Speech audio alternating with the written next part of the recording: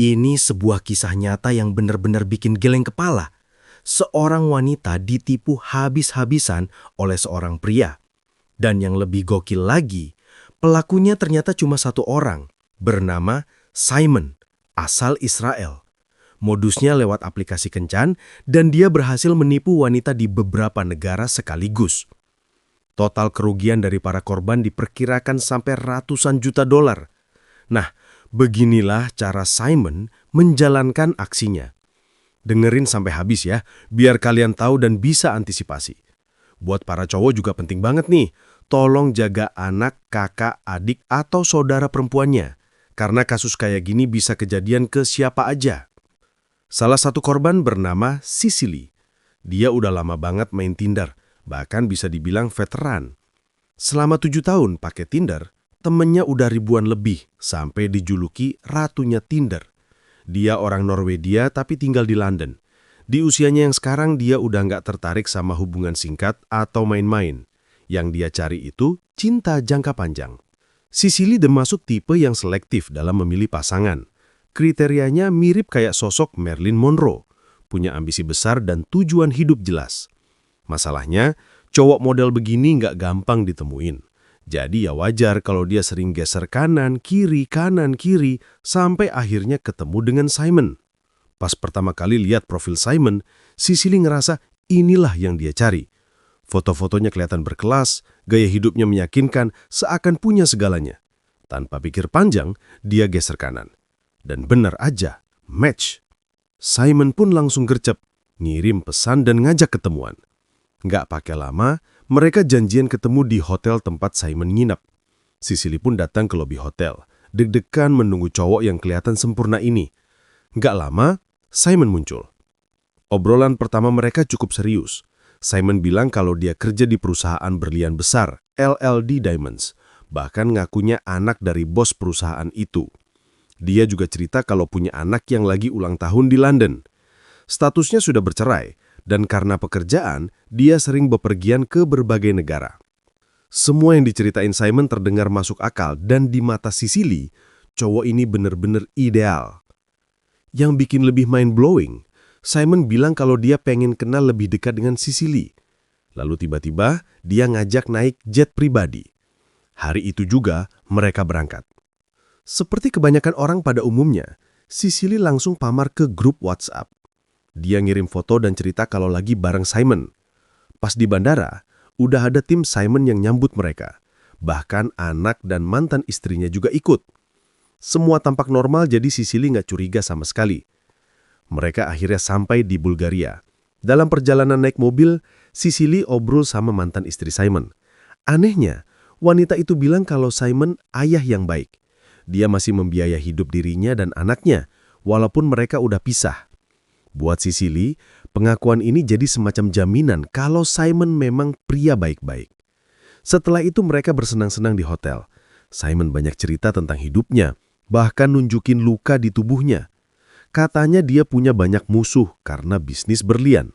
Lagi-lagi, Sicily percaya karena masuk akal kalau orang kaya banyak musuhnya. Sepanjang waktu, handphone Simon terus-terusan berdering. Banyak banget telepon yang masuk. Tapi Sicily berpikir positif, wajar, orang sukses pasti sibuk. Sampai akhirnya Simon bilang dia harus balik kerja dan menyuruh Sicily pulang duluan. Sepulangnya, bukannya jadi renggang, hubungan mereka malah makin intens. Simon terus komunikasi lewat pesan dan telepon setiap hari, selalu kasih kabar dia lagi di mana. Bahkan, dia sempat ngirimin buket bunga ke rumah Sicily, bikin perempuan itu makin baper.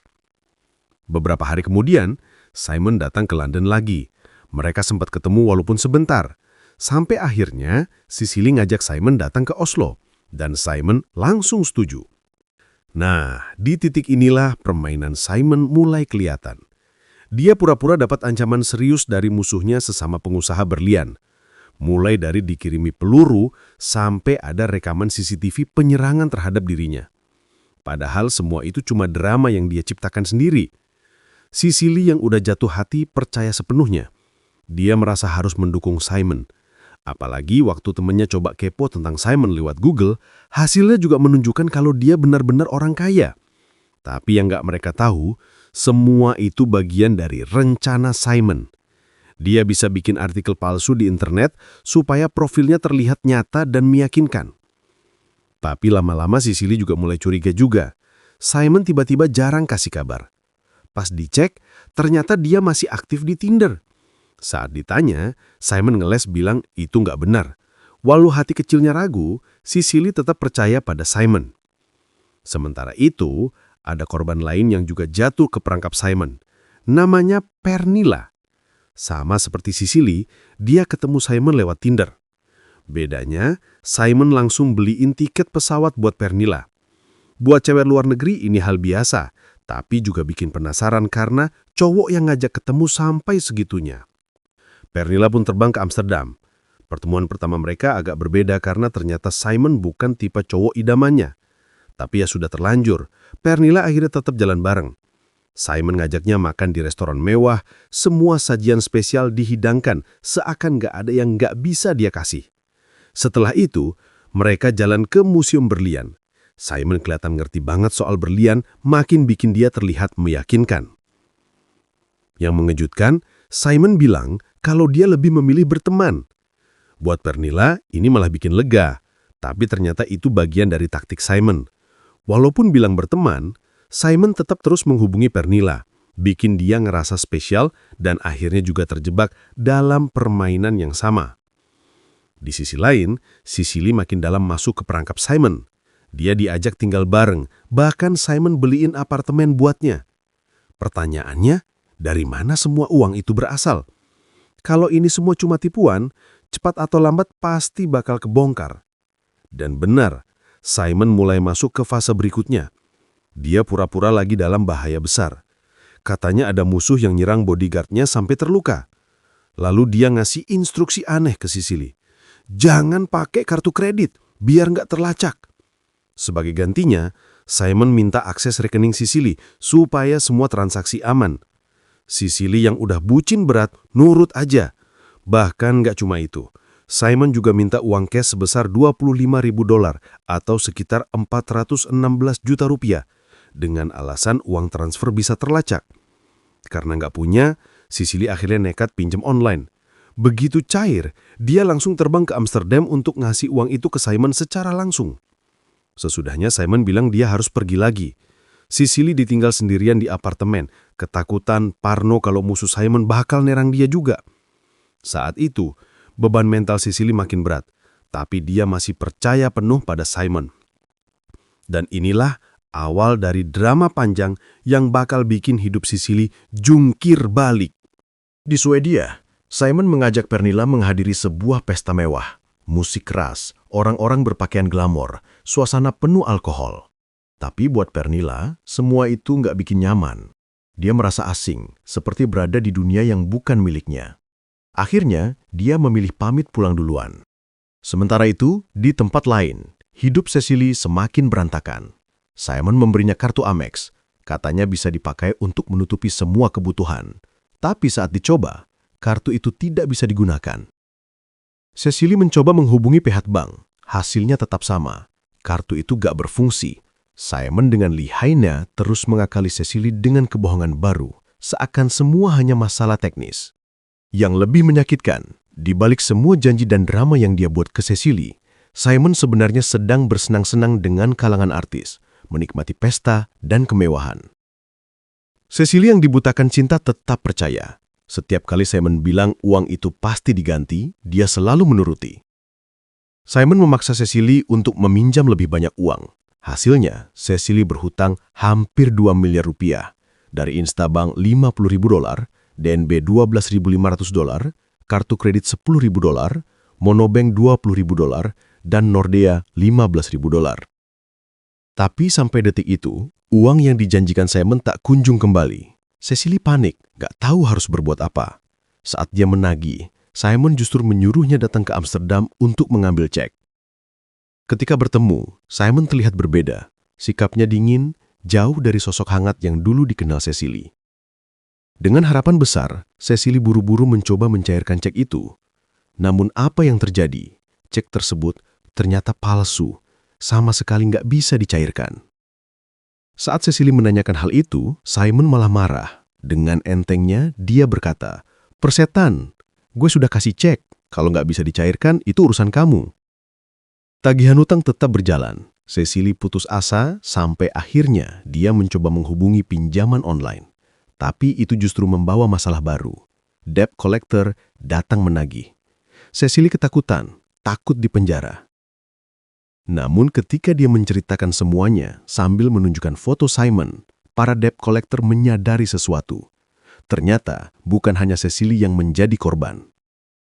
Ada banyak orang lain yang juga meminjam uang hanya untuk diserahkan kepada Simon. Saat itulah Cecily baru sadar, pria yang dia cintai adalah penjahat kelas profesional. Kembali ke Pernilla. Setelah pesta itu, Simon melancarkan aksinya. Seperti biasa, ia mengirim artikel tentang dirinya yang seolah-olah sedang terancam.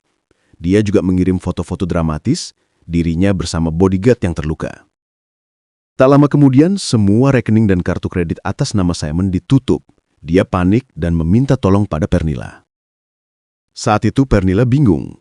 Uang yang ia simpan sebenarnya untuk membeli rumah. Tapi Simon terus mendesak, seakan hanya dia yang bisa menyelamatkan hidupnya. Galau dan kasihan, Pernilla akhirnya luluh. Ia meminjamkan Simon $30.000, setara $0,5 miliar lebih. Sementara itu, Cecily makin curiga. Kalau semua ini bohong, lalu siapa sebenarnya anak dan mantan istri Simon yang pernah ia lihat? Rasa penasarannya mempuncah. Dia mulai mencari informasi di Google sampai menemukan artikel di Finlandia. Artikel itu menyebut nama Simon sebagai penipu ulung. Saat itu juga Cecily sadar, dia harus bertindak cepat agar tidak ada lagi korban lain. Dia memutuskan untuk menghubungi surat kabar terbesar di Norwegia, VG Newspaper. Tim jurnalis VG merespon serius. Mereka bergerak cepat, meminta semua bukti dari Cecily. Foto, video, percakapan pesan. Cecily menyerahkan lebih dari ratusan halaman data kepada mereka. VG juga tidak tinggal diam. Mereka menelusuri berbagai artikel tentang Simon, menggali informasi dari Finlandia, bahkan mencari tahu apakah ada korban lain yang bisa dihubungi. Disinilah muncul sebuah plot twist mengejutkan. Perempuan yang selama ini mengaku sebagai mantan istri Simon, ternyata juga korban. Bukan pasangan sejati, melainkan salah satu dari sekian banyak orang yang berhasil ia tipu.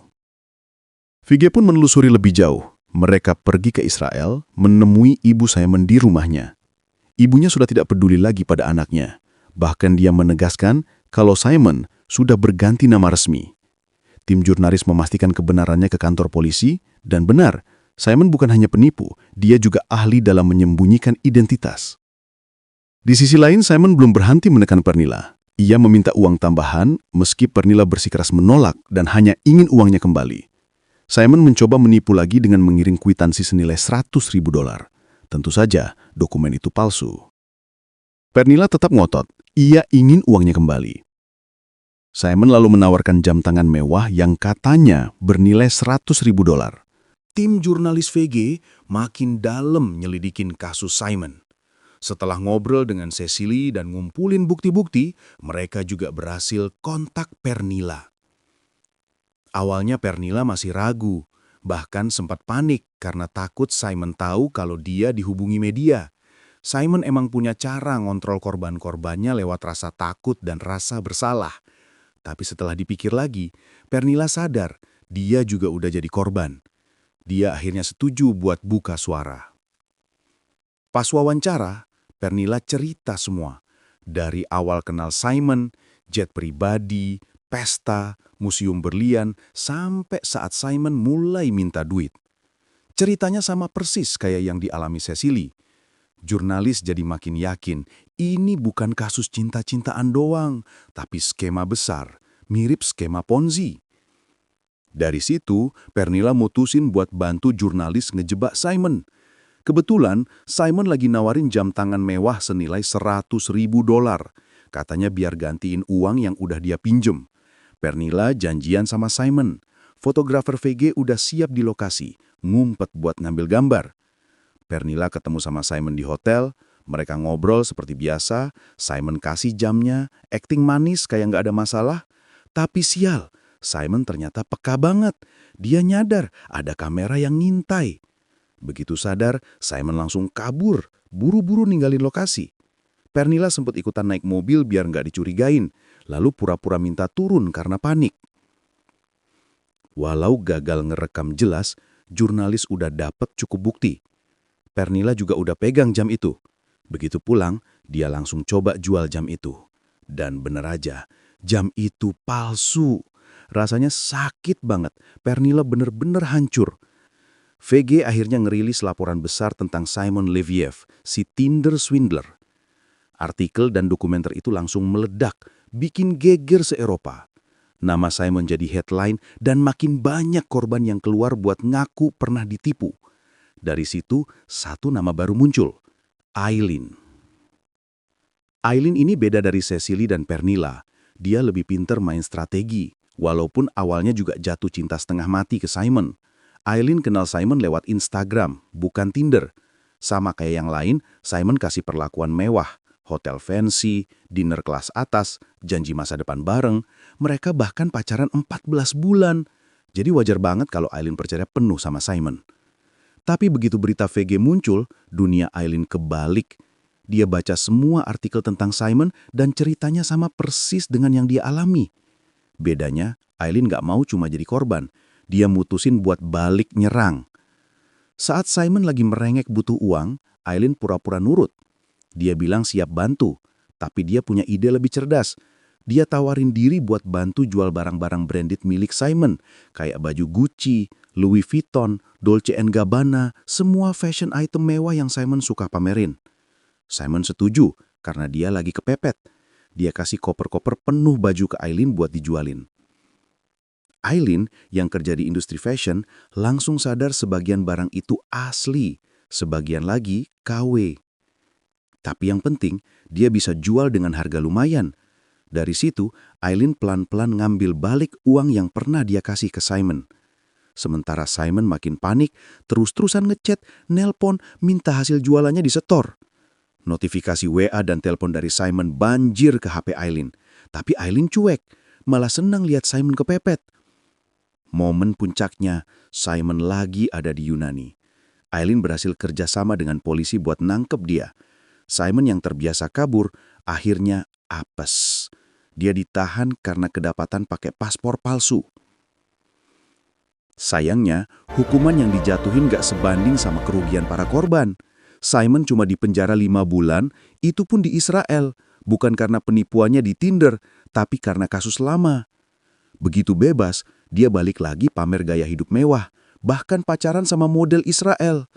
Komplotan yang ngebantu dia nipu, dari bodyguard sampai mantan istri palsu, semuanya lolos bukan tuntutan.